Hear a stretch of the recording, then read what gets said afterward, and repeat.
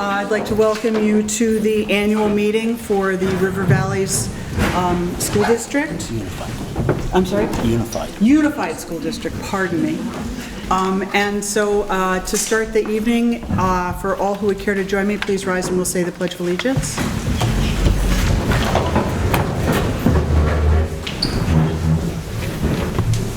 Pledge allegiance to the flag of the United States of America and to the republic for which it stands, one nation, under God, indivisible, with liberty and justice for all. Thank you.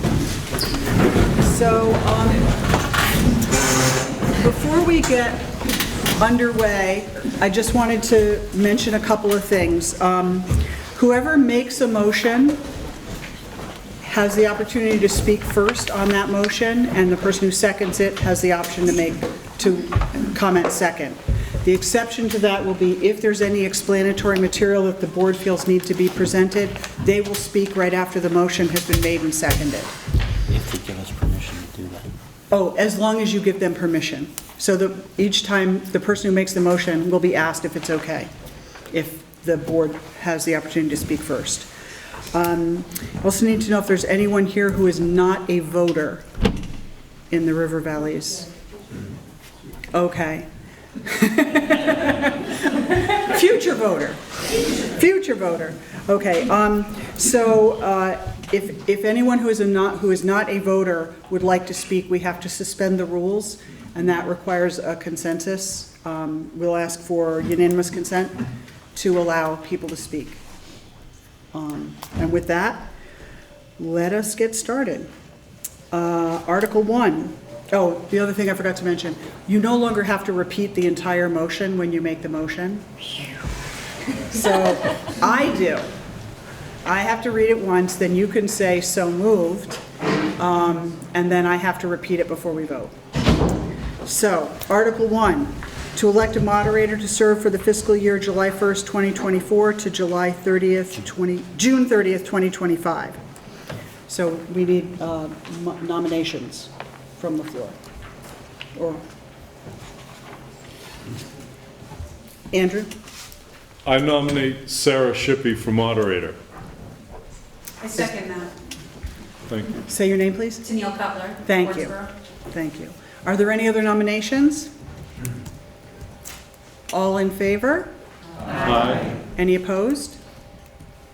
The motion carries. Thank you all. Thank you. And then Part B, motion to set a stipend of $200 per meeting for the moderator. Would anyone care to move that? Jeremy Shroff, so moved. Thank you, Jeremy. And a second? Peter McDonald, second that. Peter McDonald, second. All in favor? Aye. Any opposed? Right. Article 2, to elect a clerk to serve for the fiscal year July 1st, 2024 to June 30th, 2025. Do I have a nomination? Marco Samini, I'd like to nominate Andrew McLean to serve as clerk. Thank you. Is there a second to that nomination? Dan Valiati. Dan Balietti seconds. Are there any other nominations? Seeing none, all in favor of Andrew McLean as clerk, please say aye. Aye. Any opposed? The motion carries. Congratulations, Andrew. Thank you. And now we would like to ask for a motion to set a stipend of $2,400 for the clerk. So moved, Jeremy Shroff. Any second on that? Second. Dan Balietti. All right. Any other comment or discussion? Okay. Yes? Is that per meeting? That is an annual stipend, but wouldn't that be lovely? There'd be a lot more competition for the job, I think. So, seeing no other discussion, all in favor? Aye. Any opposed? All right. You know what you're making. And then finally, to set a stipend of $400 for an assistant clerk to be appointed and used at the discretion of the clerk. So moved, Jeremy Shroff. Second. Andy McLean, seconds. So do you want to just briefly touch on what that would involve? So basically, because we're a unified district with 2 towns, I depend on Michelle and her team to run elections in Wardsboro. It's a big job, it's not paid, and I feel it's only fair that we compensate her for that. She's the assistant clerk, I'm not gonna point anybody else. So the motion is to set a stipend of $400 for an assistant clerk to be appointed and used at the discretion of the clerk. You don't have to agree on the person. That's not actually what we're voting on. We're just voting on the ability of Andy to appoint someone and the fee of $400. All in favor? Aye. Any opposed? All right, motion carries. Article 3, to elect a treasurer to serve for the fiscal year July 1st, 2024 to June 30th, 2025. May I have a nomination? I would like to nominate Marco Tellini, Could you? Dana Cerise. Thank you. Dana Cerise nominates Marco Second. Tellini. Andrew McLean seconds. Are there any other nominations for treasurer? Seeing none. All in favor of Marco Tellini for treasurer? Aye. Any opposed? All right.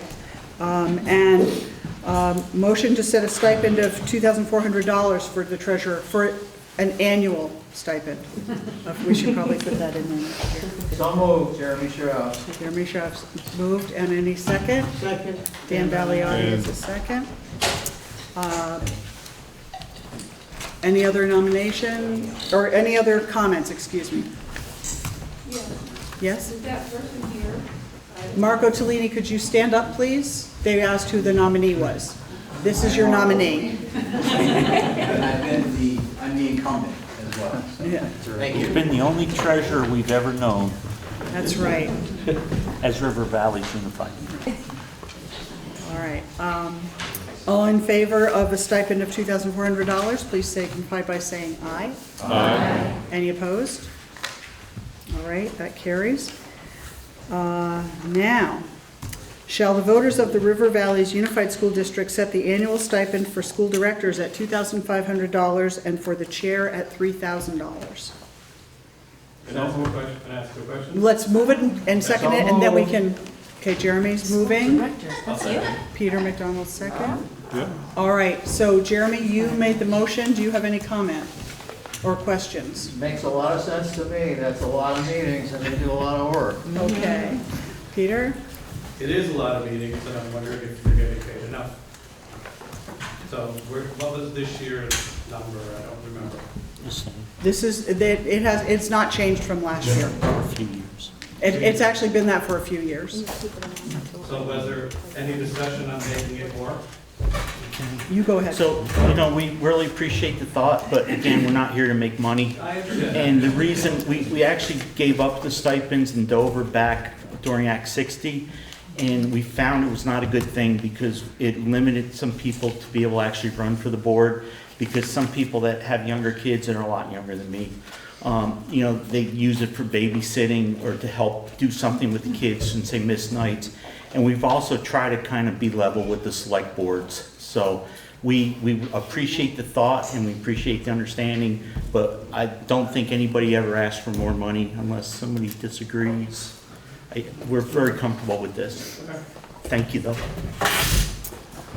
Was there any other questions, comments, suggestions? All right, so the Article 4 is, shall the voters of the River Valley's Unified School District set the annual stipend for school directors at $2,500 and for the chair at $3,000? All in agreement signify by saying aye. Aye. Any opposed? The motion carries. All right, Article 5, shall the voters of the River Valley's Unified School District approve mileage reimbursement at the federal reimbursement rate for the month in which the mileage occurred? May I have someone move that onto the floor? So moved, Dana Cerise. All right, Second, Kathy Kaufman. all right. Dana, did you have anything you wish to say? No, drive safely. Okay. Nope, that's the usual thing. Okay. I have a question. This is curious. What kind of mileage, What's the mileage? Coming over from Wardsboro to here and going back, or who does any miles? I don't know. If the board was required to go somewhere for a hearing, they can put in for mileage. It's also the mileage rate we give to staff. So like if Andy has to go to a meeting as the school district clerk, that would be the mileage. If our administrator goes somewhere, if the people in the office have to go pick up something, the janitor maybe, or the custodian has to go get materials somewhere, that's what the mileage is for. It's more for the staff. And it's very consistent with what, I know with Dover. Yeah, it makes a lot of sense. Yeah, I don't know what, probably Wardsboro would do the same thing. It's a pretty standard rate. All right, were there any other questions or comments? All right, the motion is, shall the voters of the River Valleys Unified School District approve mileage reimbursement at the federal reimbursement rate for the month in which the mileage occurred? All in agreement signify by saying aye. Aye. Any opposed? Motion carries. Article 6, shall the voters of the River Valleys Unified School District approve the school board to move any surplus from the 23-24 budget into the general reserve fund to be reserved for a future use as approved by the voters? Would someone like to make that motion? Stephanie Plasofsky. Say your name again, I'm sorry. Stephanie Plasofsky. Stephanie Plasofsky? Plasofsky. Plasofsky. Thank you. I apologize for mangling. Do I have a second? I'll second that. Jeremy. Gotcha. All right. Would you like to say anything on that? Jeremy, would you like to say anything on that? I can't remember how you explained this the last time, so I think you'd better explain it rather than me. Okay, so if you go to page 18 of your book, we don't know what the surplus is going to be. We still have till the end of June. I've always joked that if my crystal ball worked, I wouldn't need the $3,000 for the stipend because I would be playing the futures market and be on a tropical island somewhere my whole life. But what we want to do is we want to get that money somewhere in our accounts. And we don't want some people, Laura tells me now I have to start being more specific. So we don't want somebody in the government to say, oh wait, look, you have a lot of extra money. We want that back.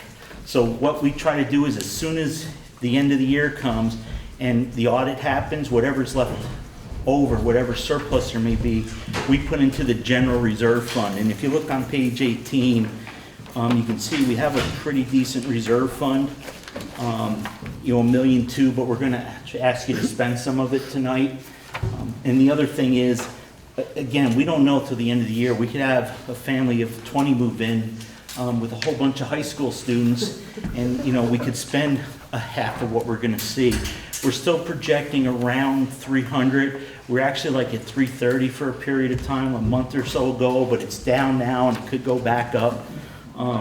But that's why we say we don't know what the number is, but we want to just get it moved. And then next year, for this year's surplus, we will then say to you, this is what we want to do with it.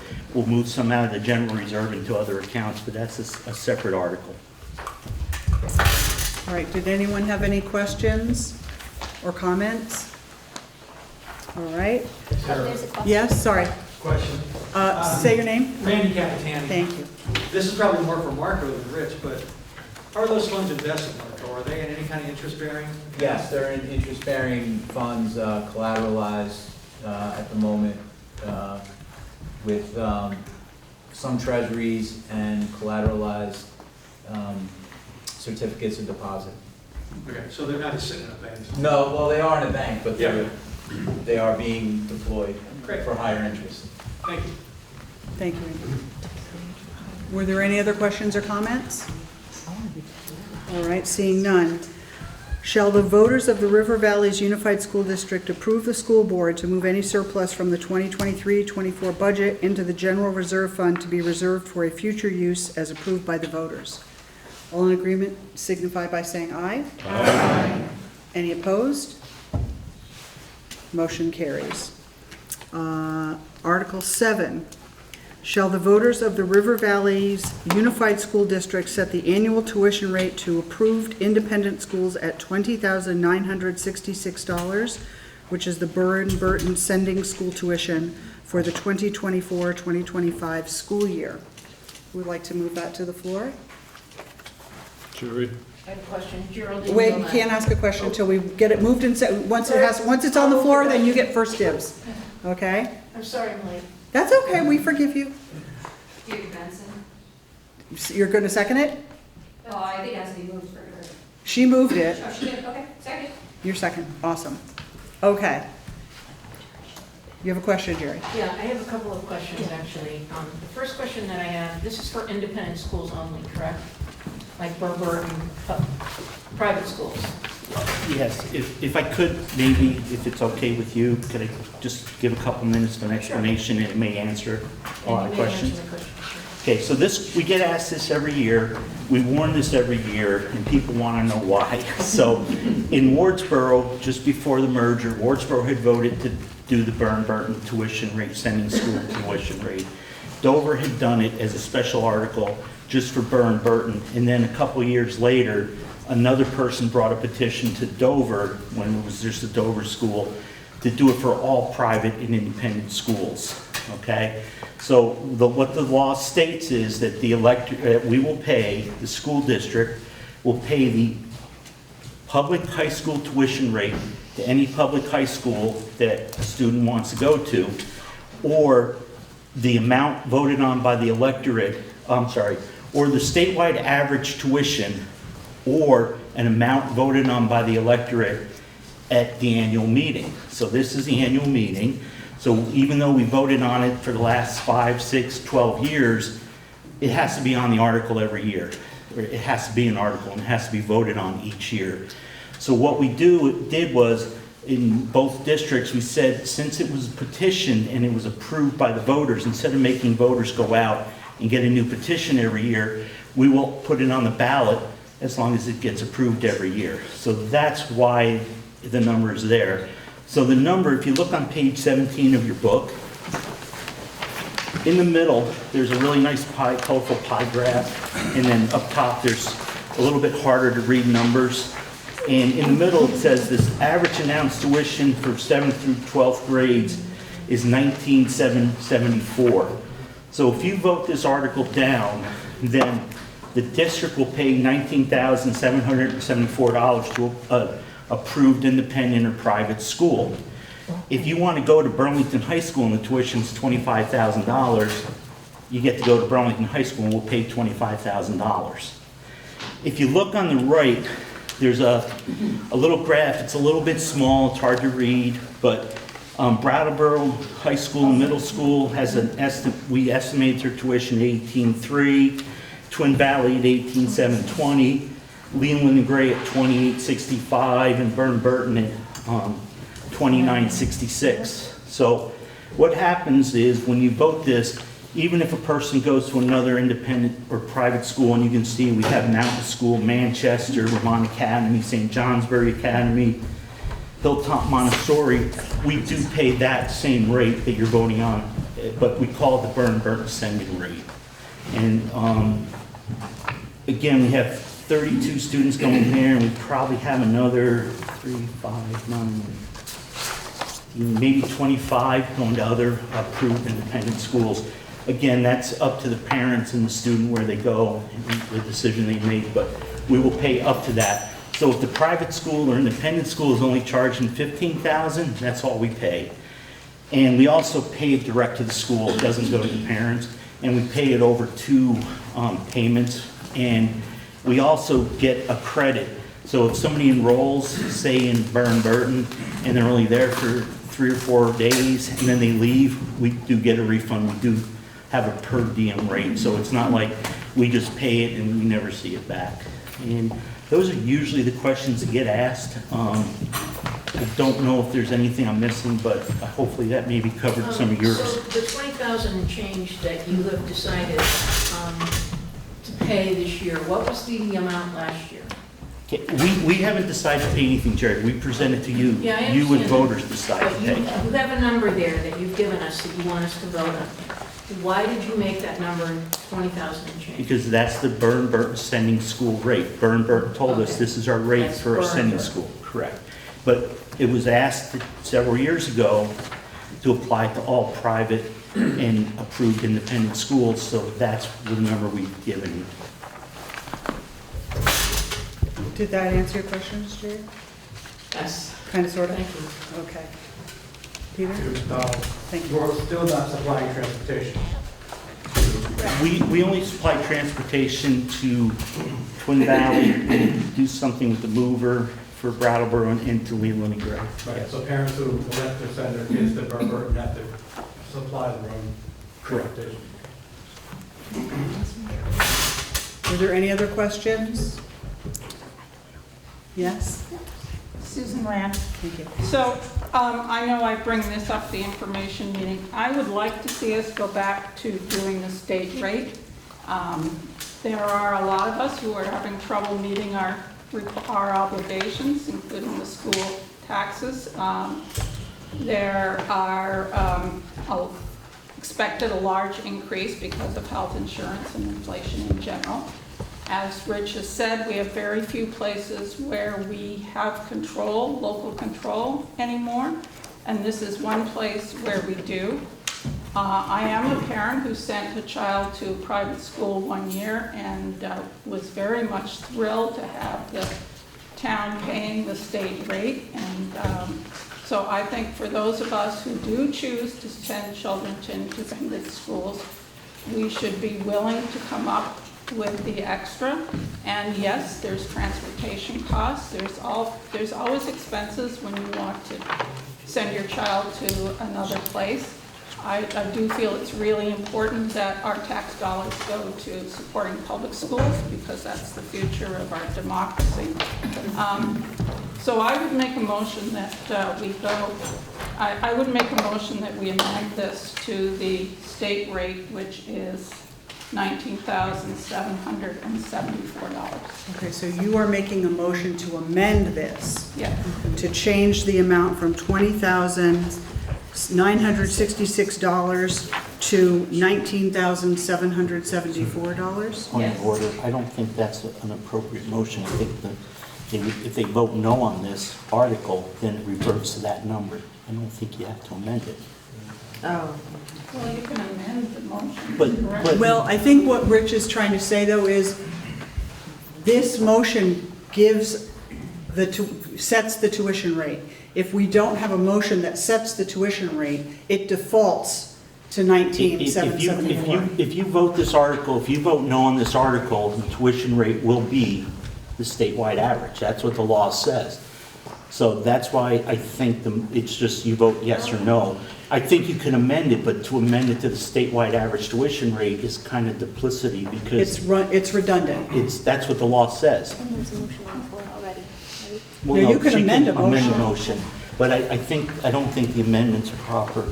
I think that if you want to make a different number, So if you want us to say yes or no, it will. If we say no, it'll automatically go to the state rate. right. So I think an appropriate motion would be if you want to say instead of the 22,000, whatever number, 20,000, you want to say 20,950 because that's a number you feel is better, then that would be an appropriate motion. But if you vote no on this article, it reverts back to the statewide average tuition. I'll withdraw that motion, I'll withdraw that idea since apparently it doesn't make sense.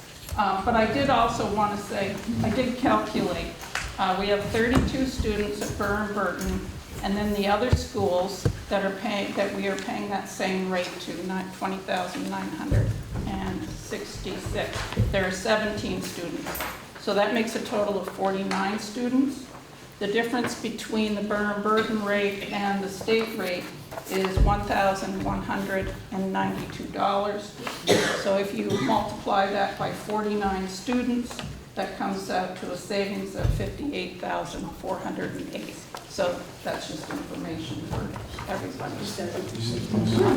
My recommendation is we go with Yeah, but it's We vote just no. a responsive comment.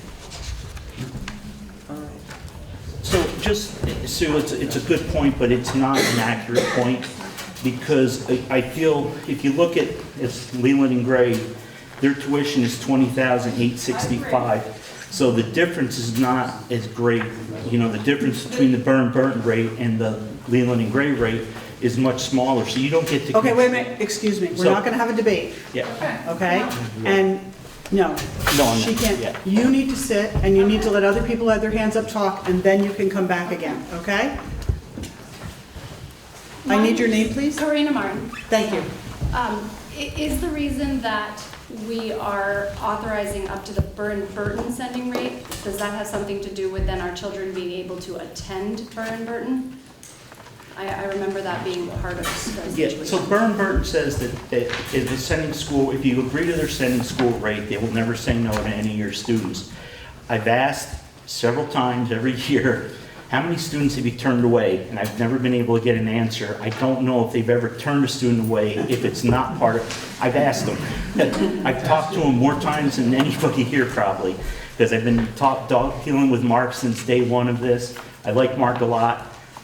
Mark, have you ever turned anybody Wait, away? he hasn't been given permission No, I to know, speak. but that's where we're at, okay? So if we would like Mark to be able to respond to this, we need to vote to allow him to speak because he is not a voter.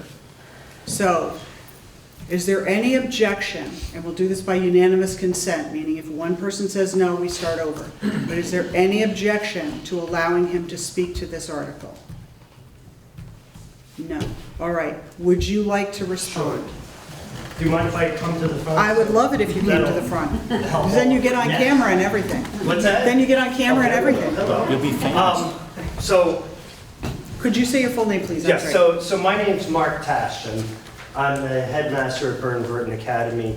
I've been at Burr and Burton now for 16 years. I've been out here many, many times, and Rich and I and others on this board know each other well, not just in this kind of relationship, but also because we have parents sitting behind me. So I'll say a couple things. The sending town tuition is a tuition that's already been approved by the Taconic and Green School District, which is our largest school district. The vast majority, it takes up 9 different towns. It's also been approved by Stratton and Winhall, and it's being brought to you tonight. By approving the tuition, the commitment is we consider you to be a sending town, and we are committed to each and every one of your students. That we have, as you can see, we're the #1 high school serving Dover. There are 32 students coming from Dover to Burr and Burton Academy, and the families have no financial obligation. Mark, it's River Valleys, it's Wardsboro and Dover. What did I say? You said just Dover. said Dover. Oh, I apologize. I'm getting used to river, and it's Rivers Valley. River Valleys. Really? 2 valleys.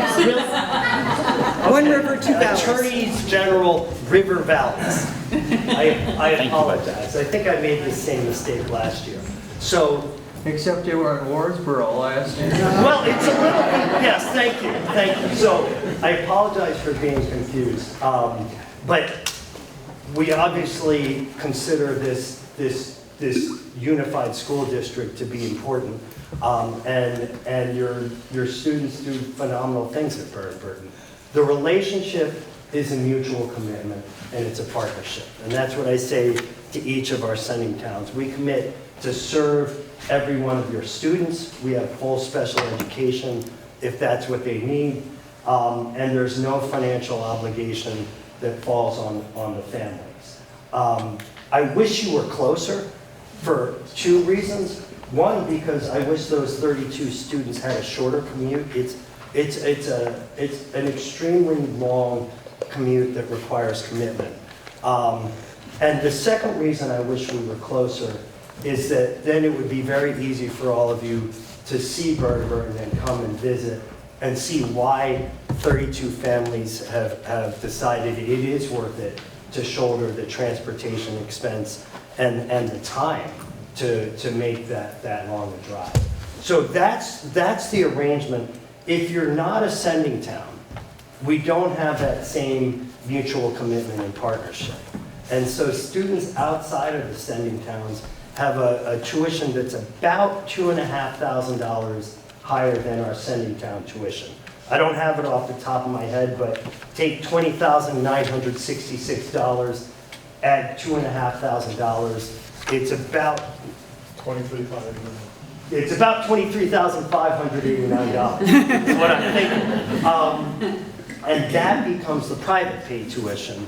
And so the responsibility for those families is the gap between the statewide average of 19,000, whatever, here it is, 19,774,000, and that $23,000, and that does fall on the family.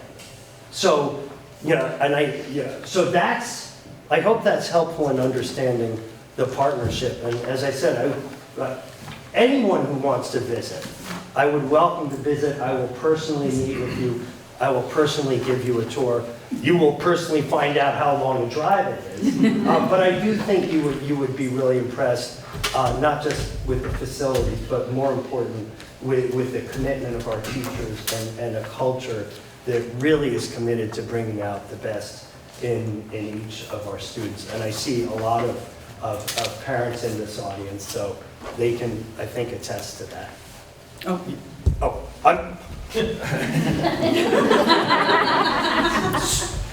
Madam Moderator, how have I done so far? So far, very well. Thank you. Tina, you had your hand up before. I did have a question, and it was really in regards to those numbers and the hypothetical savings, because in theory, if this got voted down and all of the families that are currently going to Burr and Burton went to Leland and Gray, we would still be paying $20,000 per student, correct? You would be paying, $20,000, whatever. Leland and Gray is $20,865. Right. Twin Valley is $18,720, and BUHS is $18,300. Right, so if we chose Leland and Gray, say, because it's closest in proximity, then it's almost the same sending. It's $101 Correct. less. So we're not really saving that hypothetical number of students. Right, there are different, each school would represent a different Right. cost differential. Right, but I'm just saying, if we went with the next Most expensive. local school, public school, or if, like Rich said, I said my brother lives in Burlington and I want my kid to go there, and it's 25,000 potentially. If it's a public school, the Correct. district is required to pay whatever that Regardless. public school wants to Right. charge. Right, Okay, okay? I just want to thank you. Hi. Patty Raposo, Wardsboro. I just wanted to say I'd like to see us support this $20,966, the Burr and Burton rate, because if we believe in being a choice town, two choice towns, then to be a true choice, the money has to be there. For many families, it might not really truly be a choice if this amount isn't approved. Peter. And thank you. I would make the point that Leland and Gray is actually more expensive than Burr and Burton because we are supplying transportation, are we not? For those students? Yes. So you're paying the tuition plus supplying transportation. So Burr and Burton is a savings. Okay. All right. I believe Say your Rich name. asked you the question. Dan? Dan Baliani, East Dover. I believe Rich asked you the question, have you ever turned anybody away from either Dover or Woodsboro? No. Okay. Marco Tellini, if this gets voted down, does that change the sending-receiving relationship between River Valleys and does that mean now parents have to meet really 24,000? If my understanding of what you said is correct, if we vote this down, we are now making each family who wants to send our student to this independent school pay their full independent school tuition, not their negotiated sending school rate. So it would be an additional about $2,500 above about this. Above this. Above this. Okay. Thank you. 1,200. You had your hand up? Yes. Your name? Liz Latorella. Okay. A little bit new to all of this. Two questions. If we were not a sending town, then kids could get turned away or have to pay the difference? Well, both.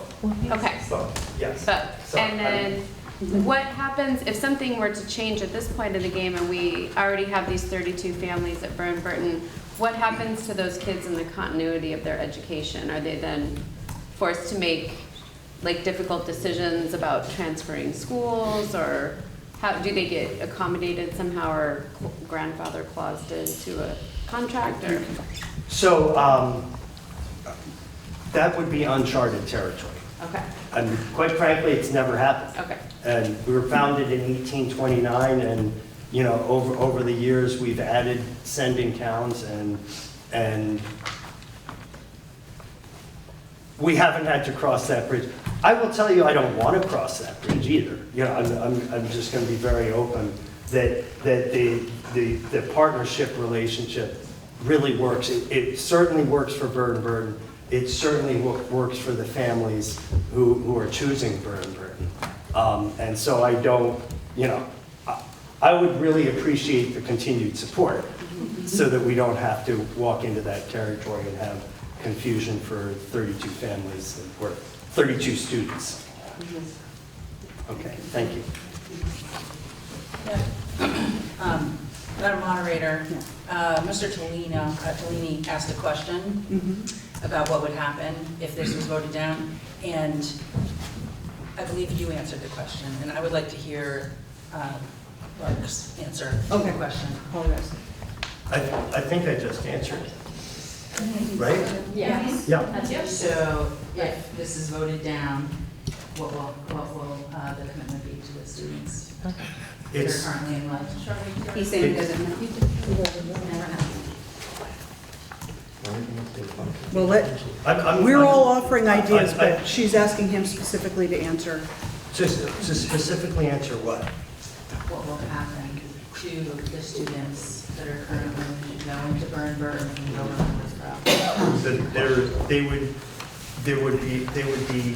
The family obligation would be to the private paid tuition. And so those students would not be dismissed or excused or sent away from Burr and Burton? I wouldn't imagine doing that, no. And what percentage of students do you offer tuition assistance to? I don't have that number off the top of my head. Do you know what the size of the endowment is for the tuition? Laura, I can't hear you. I'm asking what the size of the endowment is for the tuition. I don't understand what we're doing here. Okay, well. Well, I think it's just important that we have a good frame for this discussion. And these are questions that I have asked in the past as well, along with the questions that Rich has asked. What do they ask for this discussion? Okay, wait a minute, excuse me. You can't just do that. So for me, these are important questions because there are very few places where we are able to cut our budget, and the next places will be in our elementary school. So I think it's just important to understand what the consequences are of this. The question's been asked. You know, the voters every year approve this. I think it's just good to have good information of this. Okay. And so, what percentage of students receive some sort of tuition, and what is the size of your tuition endowment? I don't even know what tuition endowment means. That's not a financial term I'm familiar with. We have an endowment. The size of our endowment is about $25 million. Okay. And what percentage, or how much money do you spend on tuition assistance every year? I don't know the number off the top of my head. Do you ever offer And tuition? we did have a conversation with the board, just to be clear, because We did get to the bottom of this. okay. You don't feel like you did. That's clear. But we had the discussion, I met with your board, that was via Zoom, and I provided information. So So then these questions should be easy to answer. but I don't know what, tuition endowment is not a financial term. You answered the endowment question. But I don't understand what 25. I thought we weren't doing. Okay, yeah, you're right. This is getting, okay, you're right. I let this go too long, I apologize. There needs, if I could restate, you have asked, she asked and you answered the amount of the endowment. Correct. The question that was then asked, if I understand it correctly, is of that endowment or whatever source you would take it from, do you offer financial assistance, tuition assistance to incoming students? We do offer You financial do. aid. Do you to know the students outside percentage of your students that receive it? It's very, very small. The vast majority of our students are coming from sending towns. Like 90% or more are coming from sending towns. So there isn't any need to offer them financial assistance because That's the correct. schools are paying the full rate? The towns are paying the full right. rate. Correct. Well- Are paying the sending town rate. Right. That's correct. Okay. Thank you. Okay, and then, actually, this gentleman had his hand up. Thank you. I just want to also point out too that, and I think Mr. Tasha would agree, that the total cost of tuition, that full pay rate, is going to be actually less than what the institution is providing for the students. So the actual cost to educate a Burr and Burton student, or a student at St. Johnsbury, or a student anywhere else in these independent schools, is above the cost of the published tuition. Okay, so if the cost of full tuition for next year is $23,589, you can expect the cost paid per student is going to be $27,000 to $28,000 roughly. Okay, number one. Number two, if we look at our town and the difference from the statewide average of $19,774 to the full paid tuition that our families would be on the hook for, that amounts to $3,815. Okay, and so any family sending to an independent school, and there are some that are slightly less, but most we have that Burr and Burton sending town rate. The cost savings to the community members, we're looking at about $206,000 on an annual basis that those families are able to reinvest into our community, into themselves, into being able to, and I certainly recognize what you had said earlier, and I apologize for not knowing your name. Sue, about, the difficulties that some families do have with their civic responsibilities of school taxes, property taxes, and so on. But the ability for us to continue to prime the pump of our community is extremely important. So, when the community can step in as a whole, this institution and the organization of the civic body to cover this small cost for our students, give them an outstanding education and a reason that they do want to come back after their collegiate or next level experience after high school, that's extremely important. So, you look at a 4-year cost of any high schooler, that's almost $1 million that stays or potentially stays within our community. And that's a much bigger number that I think is more important in the overall discussion.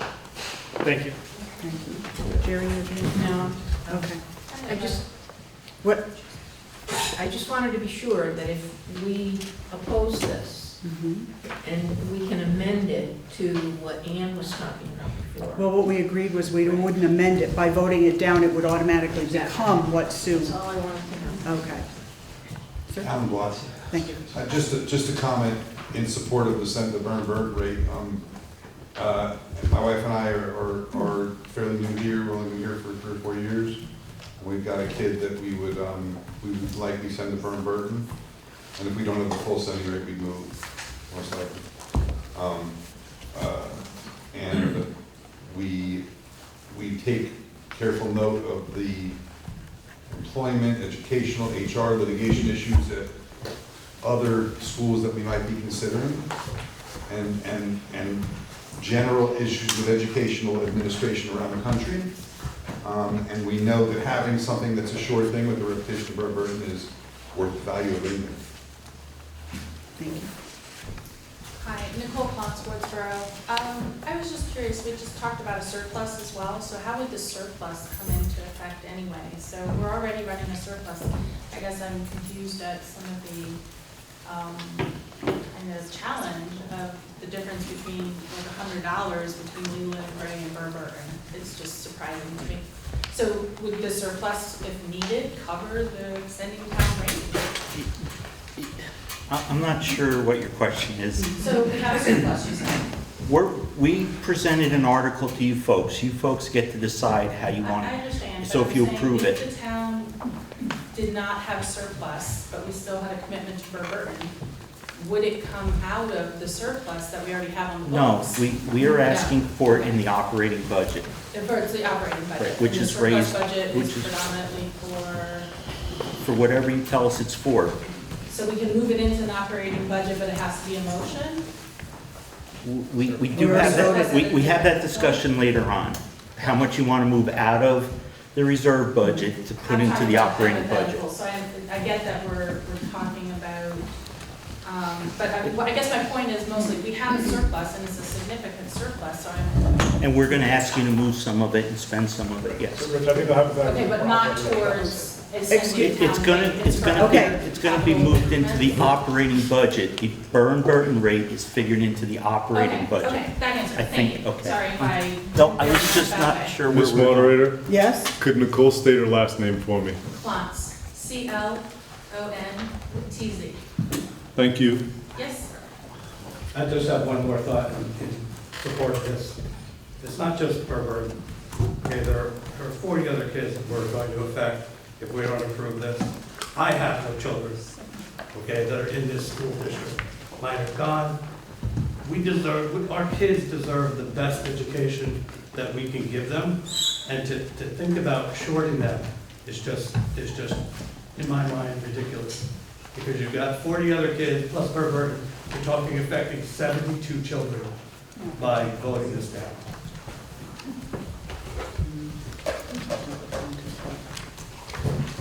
So, Susan Moran, we're not talking those numbers you're talking about.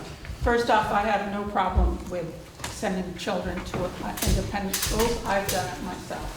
What I am concerned about, I'm speaking for all the people who have trouble paying their taxes in light of today's environment. And also that we need to be supporting our public schools so that we have the best education we can give our children. I have no problem if people decide to send their children elsewhere and that we just pay the state rate. There are 17 children in addition to Burr and Burton because take out the Manchester Mountain School, Manchester Village. Okay. And you look at the others, it comes to 17, so there's 49 children total. Okay. I think the parents that want to send them elsewhere, I was one of those parents at one time.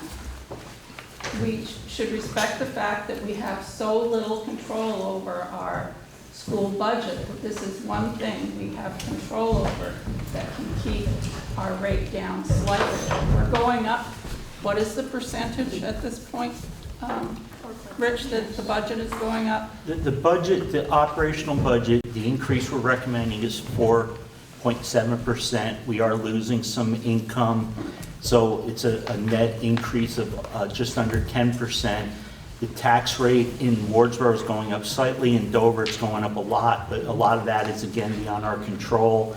Again, it's kind of off topic, but it's a 30-cent increase in Dover, but you know, 12 or 13 cents of that is because the CLA has dropped by another 10%. You know, Dover's at 70%, which is a very historical low for us. Wardsboro's at 101%, theirs isn't being affected as much.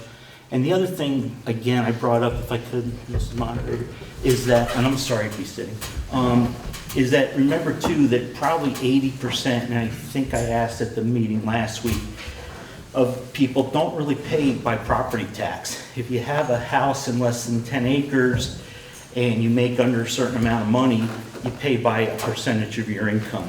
And if you go back to the chart at the last page of the book, or second to last page. No, it's 28, page 28. Again, you do see that your income is the percentage you pay of income is gonna go up about 1/5 of a percentage, 1/2 of a percent, from 2.58 to 2.95 if you approve everything that's in this book, including the Burr and Burton rate. And then, again, you know, we do, and Laura's brought it up many times, you've brought it up, Andy's brought it up, a lot of people have. There's not a lot of things we control, you know. We can't control the number of students. We can't control the tuition rates, the rates that the secondary schools charge. You know, maybe if we had 1,000 students, we can say to Burr and Burton, hey, knock another $100 off, and they may do it. We tried to do that with Wilmington. We actually had a deal with them. If we sent a certain percentage of our students to Wilmington, they would knock an extra $500 or $1,000 off the per pupil rate. We never got close to that because one thing about being a sending town is you get to choose what's best for you and your family and your students. And I just want to make one other point. Board members can have very strong opinions on this, But we as a board have never voted, and we've never said we support this or we don't. We've always felt that this is for you folks, because that's what the law says. It's the electorate to decide. We will give you facts that we know, but you folks need to make the decision. Could I have your name again? Stephanie Blazowski. I would just like to say in favor of this motion to reiterate that this is an opportunity as a school choice town that we support the choice of our families. I'm fortunate that I have 2 children, one that just graduated last year and one will graduate this year, and I know that they have doors open to them because of their education at Burr and Burton. It doesn't mean that they wouldn't have had different doors open to them at another school, but they have definitely doors open. My son is currently doing video work for a Division I lacrosse team, and that's a direct result of the relationship that he built at Burr and Burton and the way they were able to focus on the student and develop a program for him. So I would also say that they're not approving this motion is going to deter families from sending them. There are families that cannot afford they have 2 kids in high school. They cannot afford $7,000 and transportation and wear and tear on their car. If their kids aren't drivers, they either have to send them on a bus, which is extra time they have to spend. These are all hardworking families that are trying to do the best thing they can for their families and the education opportunities that exist there, and not just at Burr and Burton. We're all focused on Burr and Burton. We live in a ski town. There are a lot of families who come here so that their children can pursue winter sports opportunities at SMS, at Vermont Academy. This will affect them too. They're already paying a lot more than $20,000 for their kids to have those opportunities. And I think that it would be a disservice to this community for us to not vote on this motion and pass it. Thank you. Randy Capitani, I'd like to call the question. Thank you. I haven't ever done that before. 2/3 vote. 2/3 vote, okay. So, can I get a count? Can we divide the house? Just ask for yays to raise their hands, and I will count them. Okay. So we're going to vote, this is to call the question. This is not voting on the motion.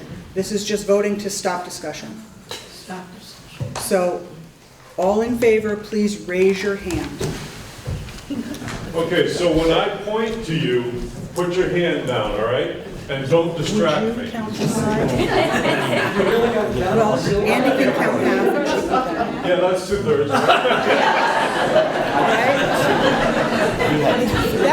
That's 2/3. There's no way it wasn't. We are going forward on the agreement that was more than 2/3 people. Yes. So we are now going to vote on the motion, which is, if we don't remember, shall the voters of the River Valleys Unified School District set the annual tuition rate to approved independent schools at $20,966, which is the Burr and Burton sending school tuition for the 2024-2025 school year. I would like to ask for a show of hands. All in favor? Okay. Okay. I think we're good. I just wanted to, I thought it might have been close. I don't think it's. How about just whoever declines, right? Do you want to count it? Do you want to say that's good? I feel confident saying that is a majority. Me too. Does anyone disagree with my assessment that is a majority? All right. Thank you. The motion carries. Thank you. Thank you for that vigorous conversation. Woke us all up. Robust, excuse me, that was robust. All right. Article 8. Okay. Now, okay, could I have, no, thank you. Article 8, shall the voters of the River Valleys Unified School District approve the school board to expend $6,845,217, which is the amount the school board has determined to be necessary for the ensuing fiscal year. Who would like to make that motion? Peter? Peter, I will make that motion. Peter moves. Sue ran second. Sue. Would you like to address? If I could. Peter, if you would allow the board to address the motion, provide some information? Sure, or you can let me comment first. Having had the opportunity to spend time with this board working on this budget. I really thank you for all the hard work that you put in. I've watched your meetings, I've watched your conversations. This is a well thought out, hammered out, concise budget. I thank you for that. All I wanted to say. Thank you. Okay, Rich. Well, thank you, sir. Sue, did you want to comment, or would you allow Rich? Thank you. So one comment I would like to make is if you go to page 26, that's the budget. So I just recently found out that I'm really old because I looked in the mirror and I was scared. I didn't know who was there. So Sue made a comment about that, and I'm going to pick on you for a second, Sue, but in a good way. So Sue made a comment about, and for some reason, last year the thing was this way, horizontal, horizon, landscape. This year it wound up being portrait, and it was really hard to read. So I did print 25 copies in color over there, landscape, so it's easier for people to read. So if you have trouble reading, please go ahead and look at that. But page 20. Is it this? Yes. It's page 20, that's 26. Oh, I'm sorry. Page 24. 19. Oh, page 19. Page 26 I'm going to talk about in 1 second. The budget starts on page 19.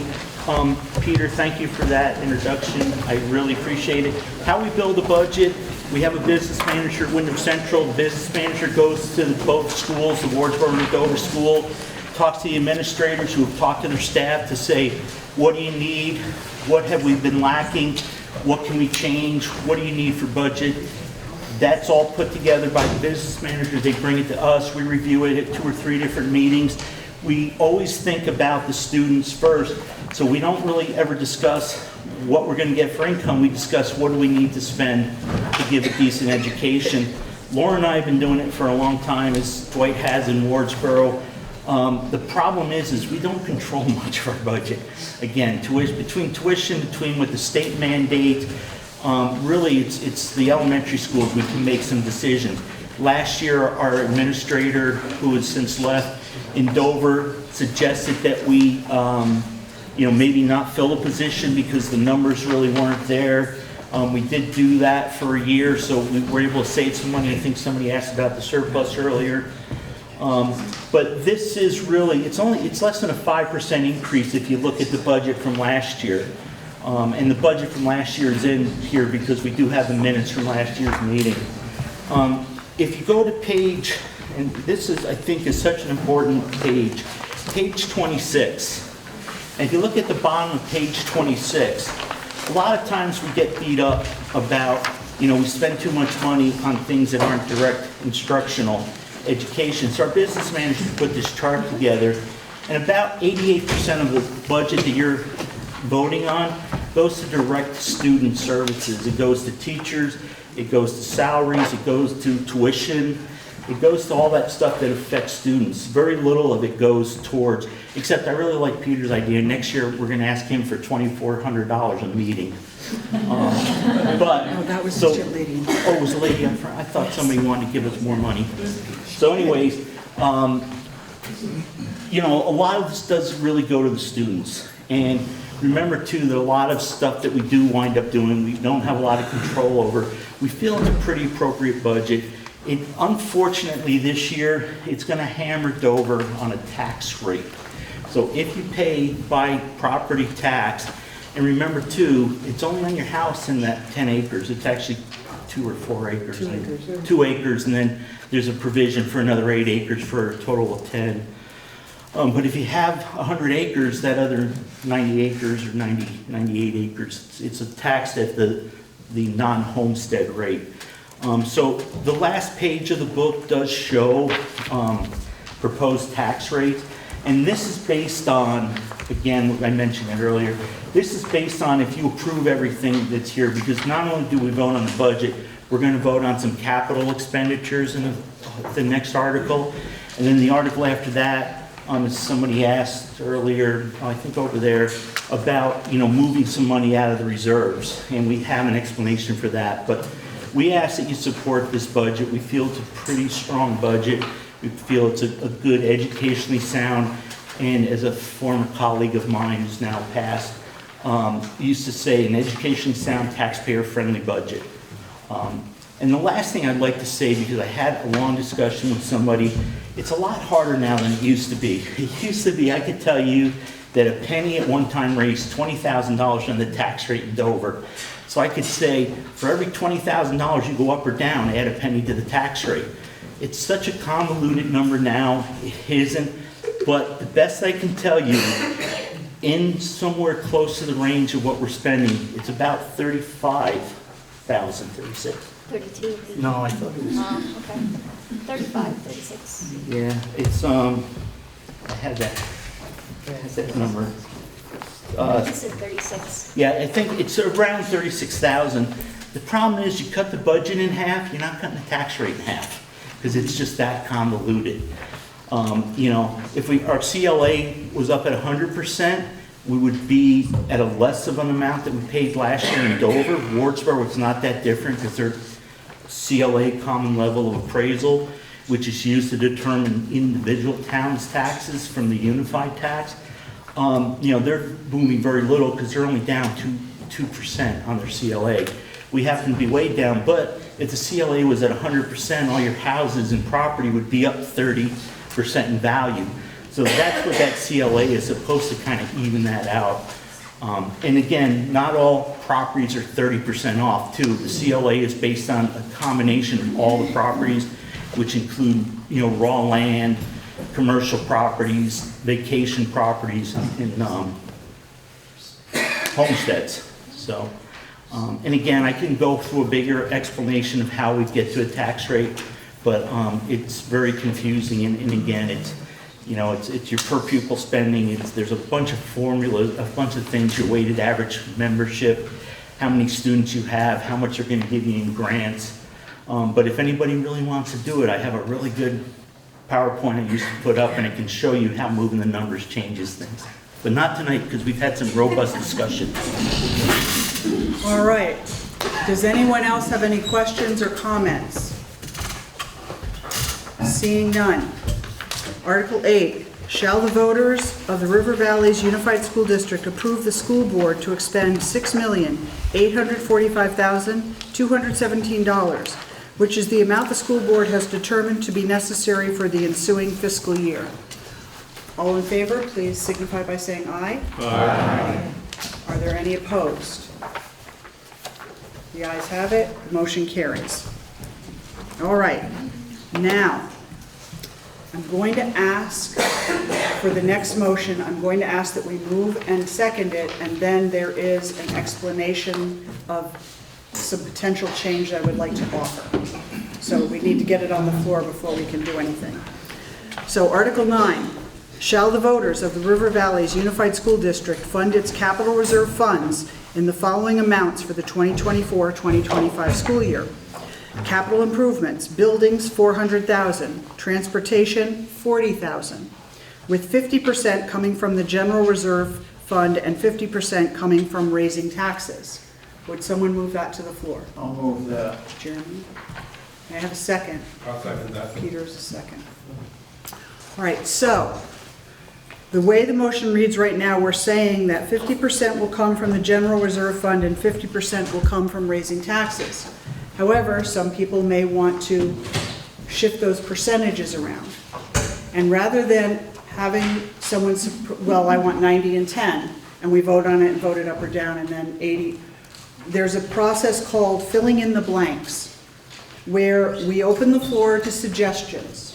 If anyone has a suggestion of other than a 50-50 split, we write them down, we rank them by least likely to most likely, and then we will vote sequentially until we get one where we have at least half the floor has agreed to it, and then that will be the motion. So does anyone have a preference beyond or besides the 50-50 split? It first, just so that they know what they're voting on. Okay. If I could, so if you go to page, I believe it's page 18 in your book, the good book, page 18. You're good enough. So there's a chart, go below the chart, and it says River Valley School District Capital and Transportation Plan balances. So again, we're only voting for this year, but we try to project out 10 years. And the idea, as you all know, I hope from many other meetings, is that the capital plan tries to, instead, if we have to spend $500,000 this year, and 50,000 next year, that the tax rate doesn't jump 20 cents to get to 500,000, and we drop back down next year because it's less than we need. So what we're asking you to look at is FY25, and we're projecting about 125,000 in the reserve for the building. We plan on we're asking you to contribute 400. You can also adjust those numbers. That's up to the voters too. You can amend that. And we're looking at expenditures of 428,000. So we're actually spending a little bit more than we're raising because, we've been planning in the past. And we'll end with about a $100,000 budget. So if everybody can see that again, Sue, I'm sorry they're really little numbers, but to make everything fit. If you go to the next page and you look under FY25, we have Dover on top and Wardsboro on the bottom, and I just think it's because it's alphabetical. But what we're looking for building expenditures is we're looking at $12,000 to do some painting at the Dover building, about $300,000 for a roof on half the Dover building. We're looking at $11,000 for some flooring work, $65,000. We have to put a kitchen hood in. The state finally caught up with us and we didn't pass inspection. We have a new fire marshal in town. And then $40,000 for a play structure. I believe that's for the preschool. And then in Wardsboro, we're looking at about 42,000. I can't even read it. 42,000. 42,000 for a fire alarm. So that's how we got up to that $400,000 in expenditures. So that's why we put 400,000, because we figured we'd split the roof into 2 years. The roof it's probably going to be about $600,000+. The roof on the addition in Dover is the original roof that when they built that building. Right after that, a couple years after, one of the first years I was on the board, we put a new roof because we took advantage of some Act 60 money, like a lot of us try to do with this new merger thing that they shut us down on. But we put a whole new roof on the whole building. We were told 20 years, and that was about 24 years ago. So we've definitely gotten our money's worth out of the roof. Unfortunately, it's starting to really show its age up there. That's a big expenditure. We are going to have a conversation later about some different possibilities, but that's under other business and it wouldn't be binding, but we're looking for some input from you all. So when we said that out of that total, we want to take 50% out of taxes and 50% out of the reserve. So if you go back to page 18 on the top, we currently have about $1.2 million in reserves, but some of that's can't be, it's directed on what we can spend with it. So there's 30,000 in food service. We can't use that for anything else. We have some special reserves of 47,000. That's set, and it was given to us for specific items. There's some student activity funds. That's where we raise money for the kids, like the 6th grade class or the 5th grade class. We have to account for that now. It used to be kept in a separate checkbook.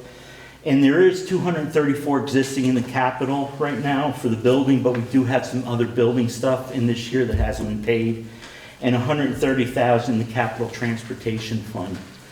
We are asking for 40,000 in the fleet management account, and if you go on the bottom of page 18, we are due for another bus this year. The bus currently is a 2012. We all know how much salt gets used in Vermont, and it takes as much as tolls it takes on your car, same toll on the buses. So we have around 73,000 in their current, or we're expecting to end the year with around 73. We're adding 40, and the 105 is going to be about what the bus is. We may have $10,000 left. We do show a tractor for next year, but we just dumped a bunch of money in that. We may push that down the road several years to build that fund up again. So that's why we have the 400 in the building and the 40 in the capital vehicle fund. That's my dog and pony show. Thank you. Okay, so there's actually a couple things going on here, one of which is the amounts. The capital improvement, adding 400,000 to capital improvement and adding 40,000 to the transportation budget.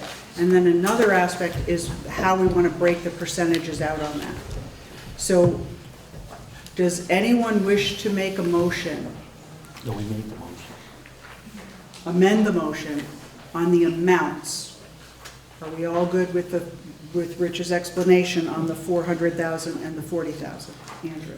So, just as a taxpayer, not the clerk,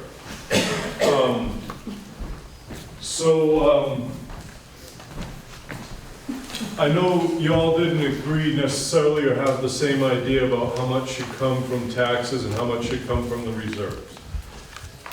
And I'm inclined to amend the motion and take everything you're asking for out of the reserves and not from taxes. Because it seems like we have a lot of money in the reserve, and if that's for a rainy day, it would seem the tax rates we're looking at next year possibly are the rainy day. Looks like we have enough in there, but is there any reason I'm missing? Any disaster that could be avoided by raising our taxes to fund these capital budgets instead of taking it all out of that reserve fund? That would be my question before I make a motion to amend. So the percentages are fine. There was discussion because we weren't sure how to best bring that to the electorate. We've never tried to move more than a third out of a reserve fund because we got a projection maybe what we're going to get next year. We have another COVID 24, 25. Our tuition could go through the roof because we could have another 20 or 30 families move in like we saw back then. And then all the reserves are gone and we don't have enough and we're going to run into a deficit and then we have to borrow. One thing I've been very proud of since I've been on the board, we've never borrowed money. We've always been able to pay our way. We need a few $100,000 in reserves because although our budget starts July 1st, we don't get money until the town of Dover doesn't do their taxes till August. The state doesn't start to give us money until September, October, I think, Marco. We have payroll we have to meet. We have opening expenses at school. That's why we've always said we will take a third out of the reserve that we know exists. That's bird in the hand, not, or bird right there, something that we can see versus what we're projecting. Because again, I can't predict the future. If somebody else can, let me know, please. So we've always tried to do that third. We are going to have another article where we're going to ask you to also move some money to offset operational, which is more than that third, and we felt a little uncomfortable. That was one of the reasons why we played with this. How do we amend that? Or how do we give the voters the power to tell us what you want to raise in taxes and what you want to raise in, or take from the reserve? And then the last thing is, yeah, we have a pretty big tax increase in Dover again. They don't have that same issue in Wardsboro. In Wardsboro, it's a couple cents. So yeah, that would put the Wardsboro tax rate down lower, but it is a pretty unique problem to Dover. And again, a lot of that is because of the CLA, which again, we don't control, the town doesn't control, it's controlled up in Montpelier. So my recommendation is, this was agreed to by the board. I was uncomfortable how the board was going to react, and the board was in, I believe, total agreement with the 50-50. Did anybody disagree? Laura, did you disagree? I don't think we had a position except that it would go on the warning. Right. And so that is why I supported it. I supported bringing it to the voters. Okay. So that's... Can I add a little bit to that? I'm sorry? Can I add a little bit to what Rich was saying? Sure. Discretion. I had another hand up. So, you go first. Okay, thank you. Okay, Go ahead. thanks. Just to add to what Rich mentioned, obviously we want the levels to go too low, but as a board, we have to look into the future best we can as well. Rich mentioned that the roof, we're just doing half of that this year. And then next year, we will probably be sitting in this room at over in Wardsboro discussing a very similar issue. And I would think if we wanted to change the amount that's being taxed, next year would be a better year to do that, because we'll be halfway through the roof and a lot of the other expenses, and who knows how things will shake out. So that's kind of one of the reasons we want to keep the numbers kind of steady going through into the future years. We can only focus on this year for what exactly we're asking for with capital. And if you go back to page 19, well, I'm finishing up Amy's question. You know, we're looking at close to 570,000 in expenditures for capital next year, just for the buildings. So you add in another 40 for transportation, you're over 600,000.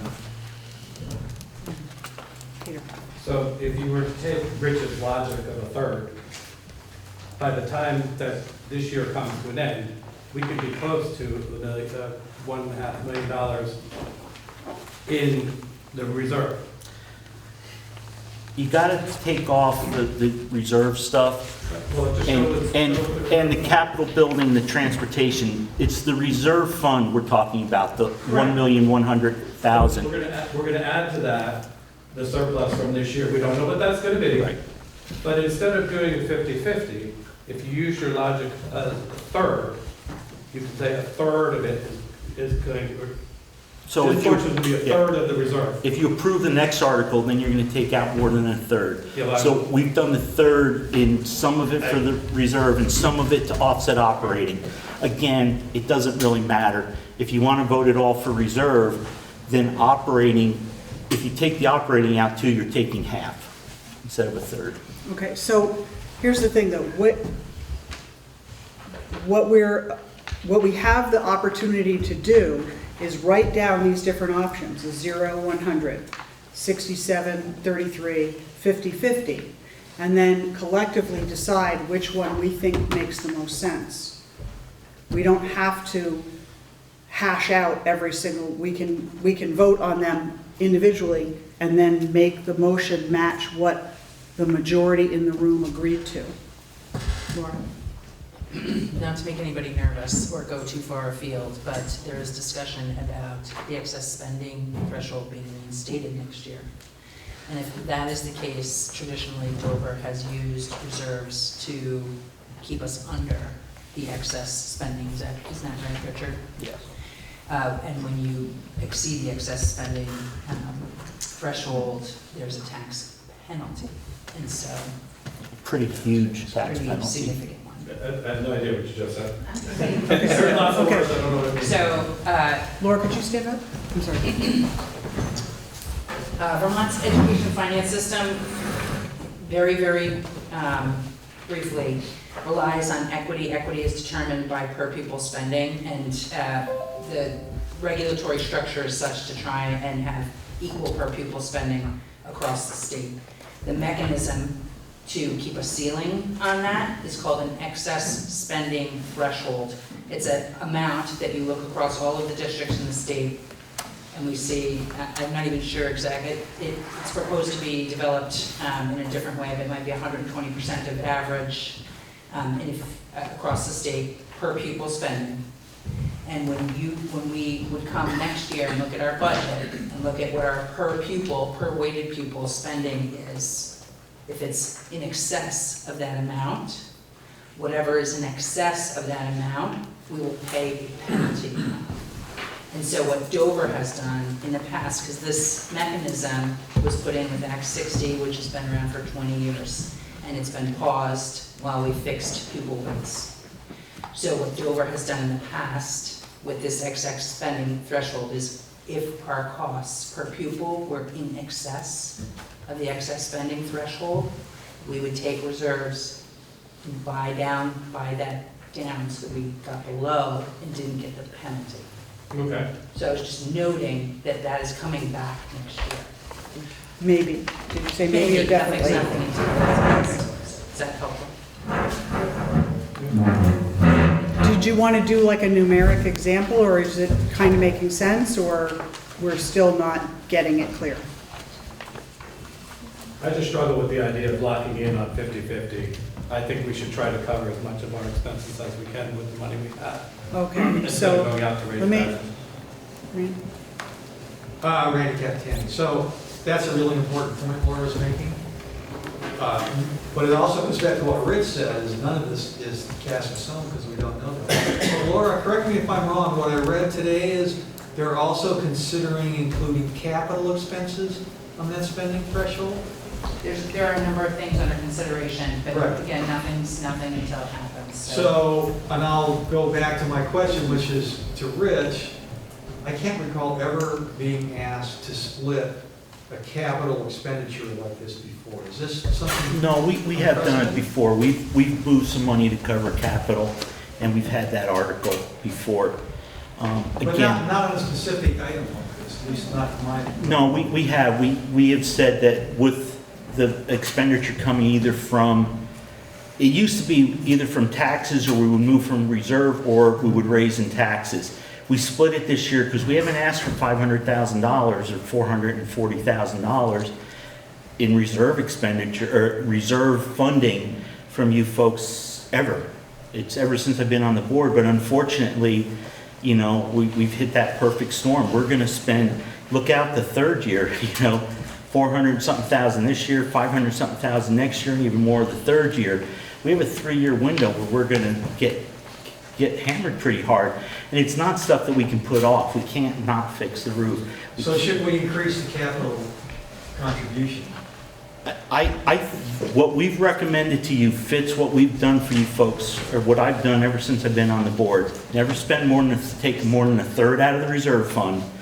The available reserve, not the building reserve, not the vehicle reserve, that's already figured into that number. That's figured into our expenditures. That's how we're spending $500,000, but only raising $400,000.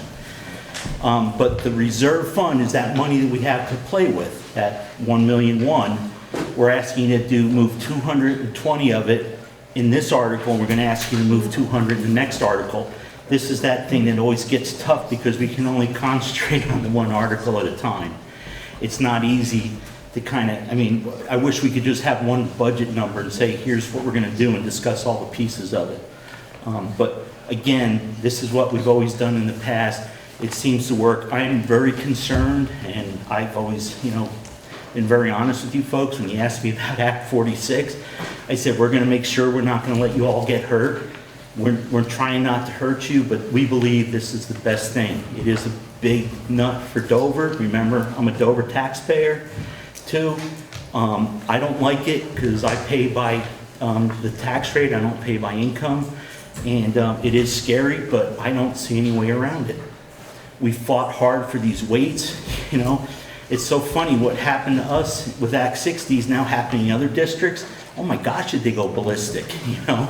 And they're able to do something. We can't do, you know, we weren't able to do anything. We were told with Act 60, oh wait, we got to let it play out for a few years, you know? This hasn't even been in effect for a year, and already they're making changes, you know? It's really difficult. You know, I wouldn't blame you guys if you tarred and feathered me, but this is really, we voted on to present this. It wasn't, as Laura said, she just voted to get a number out there. I really believe that that's the way to go. I would be very, very concerned if you try to take more out of the reserve fund, that we may not have enough money, especially, again, if something unforeseen happens. We have another mass exodus out of the cities into the second homes. We have another 20 or 30 students, or somebody moves in with a huge family. So, again, this is just for me. We did present this, and we did give you that ability to move those numbers, and that's why we presented it, because it is a big number, Randy. Did you still want to? I don't know, I think I'm more confused than it was before, so I don't even know if it makes sense. Okay. Sorry. No, you're okay. Andy? So, I don't think I'm going to move an amendment. It seems like the board's in pretty much agreement that this is important to have these percentages. I was under the impression that was not the case. But if you do think this is important, then I trust your judgment. Thanks. My struggle comes with the next article. You just talked about raising, based on number 9, $220,000 worth of taxes for this capital expenditure. In the next article, you're getting back 200. So, you know, like, it seems silly to me to give back 200 and then go out and raise 220. We already have the money, why not use it? Again, because this is the way we've always done it, and we're trying to put that in there because that's an important thing to have people used to voting on. especially when the excess penalty comes back. Before it was put off to 2029, I was hoping I would never have to deal with it again. But it looks like we may deal because there's a lot of push to that. Again, if you want to move 400 and do it in that article, but then on the next article, I would recommend you vote it down. I would too. So it's really 6 and I'm 1 okay half dozen. spending the 440. I just don't want to raise taxes to low to return in the next article. Okay, so, right now, we have a motion on the floor to fund the capital building fund for $400,000 and the capital transportation fund for $40,000, 50% coming from the general reserve fund and 50% coming from raising taxes. Does anyone wish to amend any part of that motion? Are we ready to vote? Yes. One brave soul. Okay. All right, so the motion is, and I'll read it again. Shall the voters of the River Valley's Unified School District fund its capital reserve funds in the following amounts for the 2024-2025 year? Capital improvements for buildings, $400,000, for transportation, $40,000, with 50% of each coming from the general reserve fund and 50% coming from raising taxes. All in favor, please signify by saying aye. Aye. Aye. All opposed, say nay. All right, the motion carries. Article 10. Shall the voters of the River Valley's Unified School District authorize the school board to withdraw money from the reserve fund to offset the homestead tax rate, but not more than $200,000? May I have a motion? I'll move Article 10. Jeremy? Jeremy. Say your name again, I apologize. Stephanie Wasowski. Stephanie seconds. All right, would anyone like to, well, Jeremy, do you want to speak to the motion? You made the... I've never quite understood this, so. Okay. So, as we were talking earlier... Explains a lot better than I do on all of this. Thank you. So again, we've always had this article in there to help if we have to lower the per pupil expenditures to stay under the excess spending penalty. The other thing is, I'd like to do things consistent so that every year you know what to see in the report, and hopefully if I've gotten it through okay 1 year, then it'll carry on to the next year. And again, we're using that, don't take more than a third out. If we didn't have such a huge increase in the reserve issues in the building and in the transportation, we may have asked for a little bit higher number. We've also tried to keep the tax rate and look at the tax rate kind of steady. So again, we said 220, the 200, that's about a third. We felt comfortable with that, presenting that to you.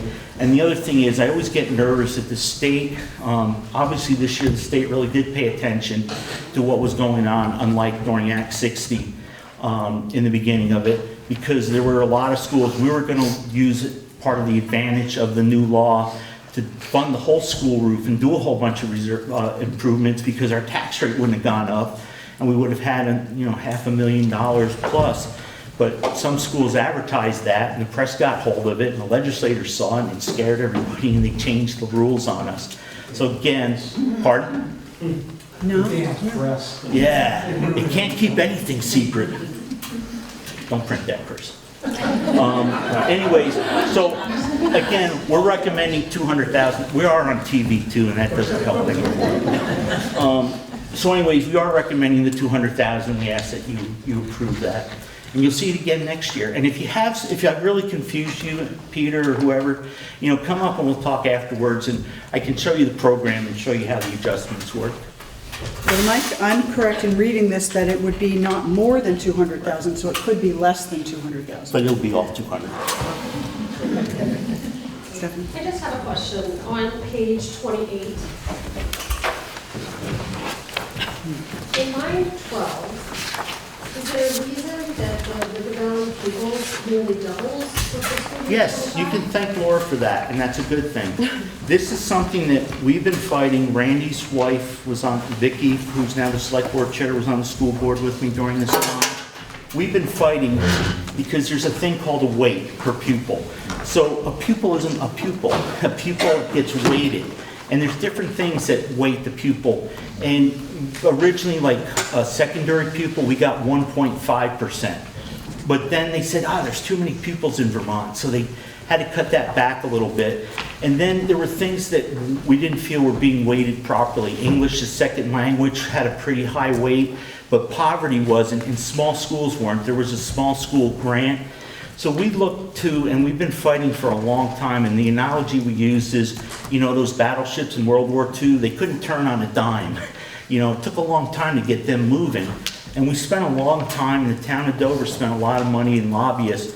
We got that changed, so it increased the weights a lot.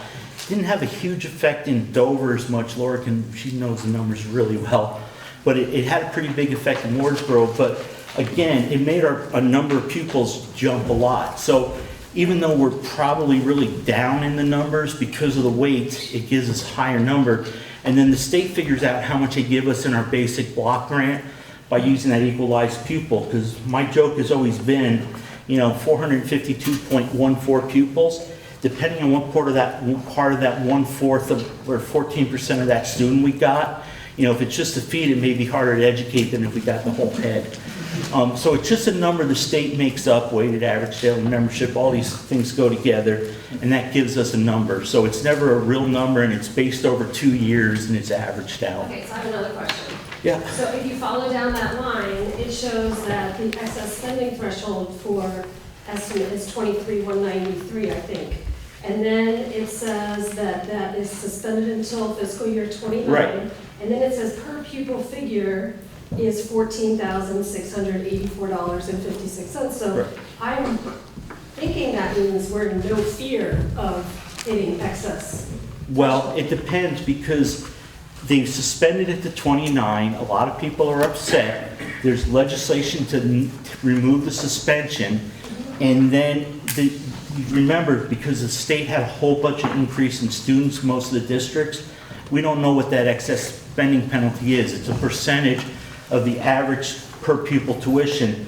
So, last year it was $22,204, even though it was suspended, and we were at $22,626. But that extra $400, you like almost have to double that on the tax rate, and then the state keeps all that extra, and that's per pupil. So But it doesn't seem like we're in we don't this. have to worry about it this year because it's suspended. But if they pull the suspension and we go over that number, And that's voted on by the Okay, excuse me, this is not a conversation. I apologize, but we can talk after.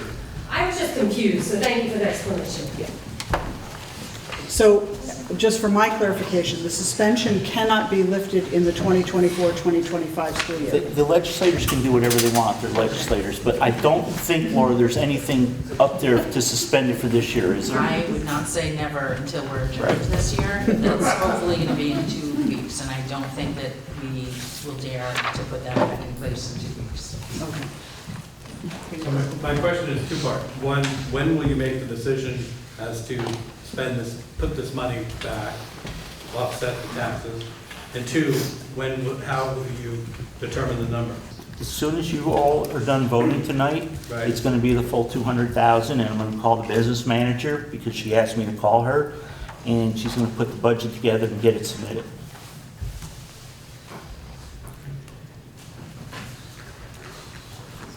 If we do not pass this motion, what's the effect on taxes? 35 divided by 200 is roughly 6, a little over 6 something. 6 what? 6 cents on the tax rate. 6 cents. Yeah. So if you look down there where we're projecting $1.50 for Wardsboro, would be $1.56, and we're projecting $2.12 for Dover, it would go up to 218? 218. Ish. again, like Laura said, the yields have not been set, that's always set in the big bill, but that's also why we meet later than a lot of other districts, so that we hope that we've got the best feel for Montpelier that we can, and I don't think I haven't seen something that says there's going to be a lot of changes, but I also don't follow as closely as Laura does. Are there any other questions or comments? Are we ready to vote? All right, Article 10. Shall the voters of the River Valley's Unified School District authorize the school board to withdraw money from the reserve fund to offset the homestead tax rate, but not more than $200,000? All in agreement signify by saying aye. Aye. Any opposed? Motion carries. Article 11, any other business that may legally be addressed or open discussion for informational purposes. So is there someone who is going to give the website update? Chat. Okay. So many of you, hopefully all of you, have come to visit the RVUSD, the Dover School, and Wardsboro School's website. It's amazing how fast things have changed. The newest element that is being worked on now are accessibility updates. This is something that when we started this project with EdgeWorks was not even a thing. Even in their technology world, folks that are building websites for companies, municipalities, and so on throughout. The accessibility options include font changes, include narration, color change for folks with color blindness and color disabilities, ADHD elements, strobing effects. I was just absolutely amazed when this was introduced. And I thought, when we initiated this, Mark Schauer was fantastic in making sure we had a palette that was chosen for each school that not just represented the colors of each institution, but also was something that could be well digested by the vast majority of folks who would visit the website. It is constantly, working. As many of you are aware who have followed the school board throughout in the schools, with your children and loving community members. Each school has faced a variety of challenges that were unanticipated, from staffing shortages to, as we talked a little bit about, some of the food service changes that have been implemented. So with that, our admins and principals have not had as much time to be up to speed to be able to make the daily updates. With that said, websites are a constantly changing element. They are by no means a marble statue. They are meant to be malleable to adapt to new programs, new occurrences, and the changes that we want to be able to communicate to the staff members. I want to say I'm extremely thankful to WCSU's IT supervisor, Derek, who's been fantastic in supporting the principals and admin assistants in each building to make sure the changes are being taught and being implemented on a timely basis. As always, we welcome all of you to continue to visit, to make suggestions, ask for changes, and to stay abreast of what is happening in our youth education throughout the school district. Thank you. Thank you. Does anyone have any questions about the website? Okay. The next point was school construction, repairs versus new, school future construction aid. So there's the state of Vermont put a bunch of money in to take care of PCBs. Luckily, Wardsboro didn't have any. Dover did, not at a really bad level, not like Burlington where they had to abandon the building and they're going to have to spend a lot of money knocking it down. But they did put a lot of money away to do testing and remediation. We were very fortunate. We at Wyndham Central have a facilities and transportation manager, and he had some experience with this at some other buildings. So when we got the test results, which of course was the first day before school, the day before the first day of school, but we did get communication out. We talked to parents. We had a plan, and we were able to use those classrooms as long as we had a plan to remediate. We haven't completed all the testing. They just did some testing over school vacation because they had to do a little bit more invasive. They had to actually drill holes in the cement floor to see if some of the PCBs may have been coming from the cement. Unfortunately, between our initial testing and now, the state of Vermont has decided they spent all their money, and with knocking down the Burlington school, there's not going to be any money left. So we're kind of up in the air. We don't know where that's all going. You also saw all the capital construction stuff on the buildings we need in the next couple of years. So we wanted to just put the seed in your all mind and get some feedback from you on this one and kind of the next article. So there are some things we can do. There was some talk, and I know that there was a study, and I just got a copy of it a couple weeks ago, on school construction in Vermont. Since Act 60, Vermont has not really funded any capital projects. They did fund, just before Act 60, Dover built the addition, and I think it was 20 or 30 or 40, I don't remember, a pretty good percentage was paid by the state. So we were kind of hoping that maybe the state would come up with some school funding that we could access ourselves to. There has been some talk about it, but also some of the talk involves not just not to replace a school, but to help if you want to consolidate 2 or 3 or 4 schools in the one building. It would help with that because they feel that the cost may be less. But again, there's nothing in writing. Has a bill been introduced, I don't believe, Laura? Any school construction bills? Yes, we've passed a study to start gathering projects to figure out how we're going to pay for that. Okay. So, and I think there's some... Well, we haven't passed it yet. Right. And that kind of goes with the next line item. Because we have so many expenses coming up in the next few years, do we want to research bonding? And, the bond rates aren't as good as they once were last year, but also the way inflation is going, what costs us $10 this year is costing $12 next year, maybe $14 the year after. Would we be better off to bite the bullet and maybe borrow $1.5 million, get all the projects done in this year? That way, like over 2 years, we're not putting a roof on a building, and we can get all this stuff kind of done earlier and then pay for it over time. It's nothing that the board wanted to just say we should or shouldn't do it, because it needs to be looked into. And that's why we were hoping that we could bring that up. And if the voters say, hey, that may be something that we are interested in, then we can look further. If you all say, what are you, crazy? And nobody wants to see it, then we won't. And we would also, if we were to do something like that, we would ask for participation from the community to help us with that, because it's a pretty big project, because there's a lot of research. Dwight has a lot of experience with reserve studies, and he actually was involved in getting the reserve studies done when we formed the new district. But that was several years ago that reserve study was done, so it should be updated. The state of Vermont did as part of this project that Laura was talking about, the state actually had every school building in the state, they went through and kind of did a plan up for each building.